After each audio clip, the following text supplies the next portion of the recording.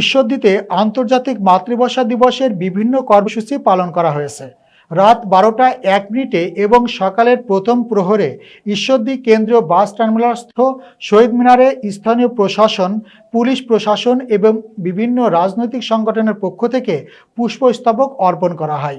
প্রতিনিধি সিয়াম আক্তার সাজিদ জানান, উপজেলা নির্বাহী অফিসার আরিফুল ইসলাম এবং ঈশ্বরদী সার্কেলের অতিরিক্ত পুলিশ সুপার প্রণব কুমার প্রশাসনের পক্ষ থেকে শ্রদ্ধা নিবেদন করেন।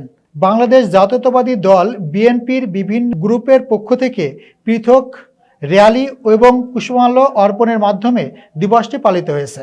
এতে এক গ্রুপের নেতৃত্ব দেন ইসলাম হোসেন জুয়েল এবং অন্য পক্ষের নেতৃত্ব দেন রফিকুল ইসলাম নয়ন।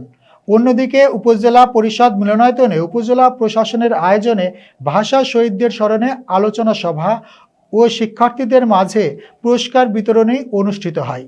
পাবনা 4 ঈশ্বরদী আটঘরিয়া আসনের বর্তমান নির্বাচিত সংসদ সদস্য ও জামায়াতে ইসলামের পাবনা জেলা আমির অধ্যাপক আবু তালেব মণ্ডল প্রধান অতিথি হিসেবে বক্তব্য ও পুরস্কার বিতরণ করেন।